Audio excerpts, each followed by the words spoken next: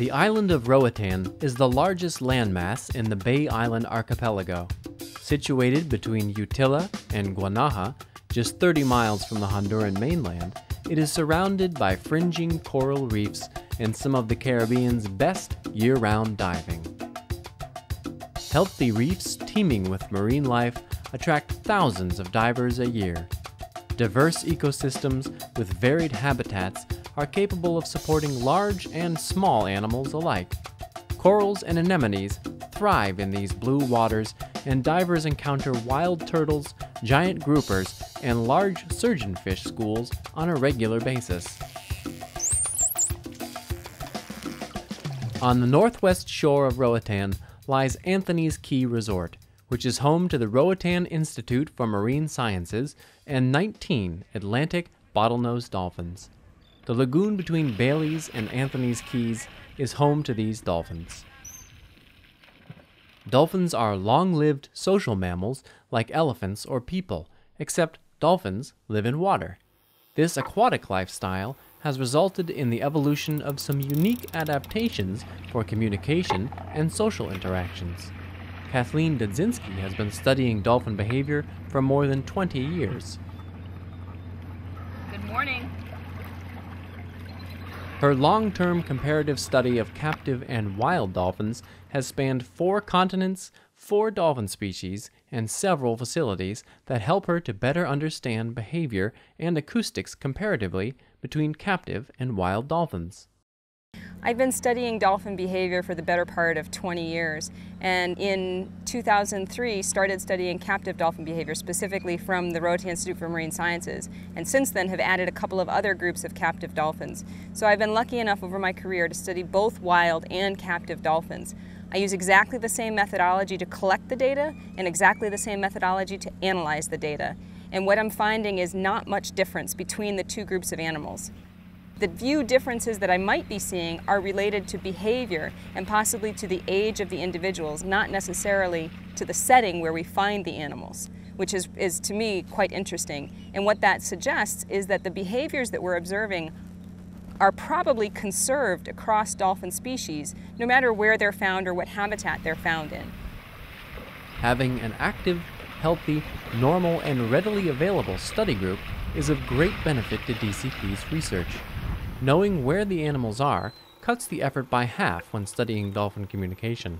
My first experience diving with dolphins was years ago off Grand Bahama, and we ran into a pod of wild dolphins, and we were able to get in the water with them. And the experience was really amazing because the captain told us we don't know how long they're going to be with us. You can get in and try and see what happens. And about 5 of us jumped in snorkeling, and they stayed with us for 30, 40 minutes. And the interaction was very playful. They would bring sargassum to us and flip it off their nose back to us. So it was almost like they had accepted us into the pod for that little brief encounter. So when I had a chance to dive with them in Roatan in more of an enclosure, it was kind of interesting to see how their behavior was so similar. I had done a dive earlier in the week with some of the captive dolphins offshore, and they were very adaptive to us. They recognized you, but they still sort of rule the day. But when we got in with the enclosures, it was almost as though they were enjoying playing with us as much as we were playing with them. When trying to understand and measure the different relationships between animals to whom a direct question cannot be asked, one must observe their interactions and behavior. By assessing the various behaviors that Kathleen has been examining over the last several years, like pectoral fin contact, body rubbing, vocal behavior, and object play, she can look more closely at who initiates, who receives, and how often these exchanges occur, and whether there is a developmental factor involved. All aspects of communication and behavior interest me. I don't just stop at dolphins. I look at a variety of different animals, and I look at similarities and I look at differences. And when I'm studying dolphins, I really want to look at their physical actions as well as their gestures and their postures and their vocal behavior to see how all of that might play together, how all of those signals might be used for these animals to exchange information or share information. And taking that a step further, what we learn about dolphins, I'm very interested to take and compare to social terrestrial animals. Where are the similarities? Where are the differences? Are the differences only because dolphins are fully aquatic, or because they have a streamlined torpedo shape, or could it be some other factor that might be related to how they share information and how that might be similar or different to other social mammals? For the 20-plus years that Kathleen has been studying dolphin social behavior, she's been sharing her results with the public, not just other scientists. Hundreds of kids, adults, and school groups have accompanied her into the field to get a first-hand look into the world of dolphins and dolphin research. When I first started going out with Kathleen on the research trips, she was still in graduate school, so she was working for her degree. The first site in the Bahamas was a lot more catch as catch can as far as the dolphins go, because they were wild animals, unlike the site where we are now in Roatan, where we know where the animals are. In the Bahamas, totally different. We have to wait for them to show up. That's probably the biggest difference between 20 years ago and today, is the access to the animals. She really imparted the importance of accuracy in the collection process. I was surprised that we didn't have to pursue them in the enclosure, that they actually came up to us, and there would be 2, 3, 4 sometimes at a time. And they would bring us seagrass, sticks, things like that, and they would gently open their mouth, and you could tell they wanted you to take it. So we did, and you'd wave it around the water or toss it for them, and they'd chase it, and they'd follow you around. And they were, as large as they were and as fast as they can move, they were extremely gentle with you.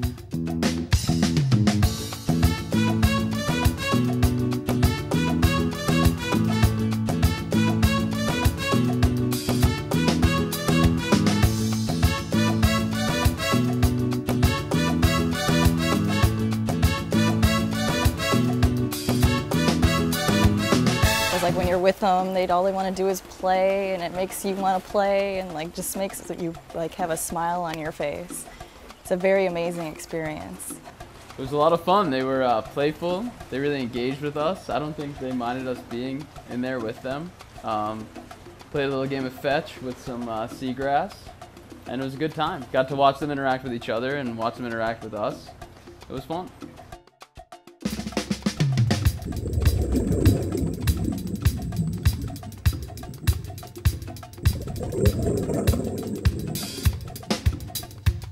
Besides using the mobile video acoustic system, or my array, to collect data on dolphin behavior and sounds, we've added a new device to our repertoire, and that's the SM2M, the Song Meter SM2M Marine, which is basically a tube, a yellow tube the size of a scuba tank, and it has a hydrophone attached to it.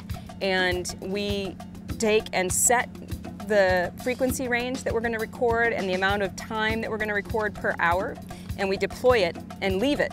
So we've used that in Roatan this year, and we deployed the unit, set it to a piling, and recorded data for about a week.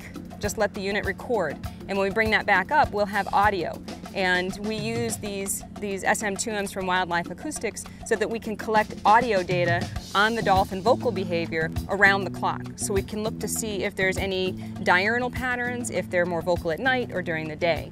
And this will actually complement some of the data that we've collected over the years in Bimini, because we've actually used both the array and the SM2M in Bimini. In the time that I've been watching the Roatan dolphins, I haven't really noticed anything different, and now that I've gotten to see the Bimini dolphins in the wild, I haven't really noticed many differences besides their preference to stay a little further away from people. But when they interact with each other, it seems that they interact in a very similar way. Getting to know the dolphins at RIMS, knowing who is related to whom, what behaviors they exchange, and how they spend their time, is allowing Kathleen to understand the social relationships that are key in dolphin society. And one of her goals is to come to know if these dolphin relationships are more similar or more different to those of other social animals.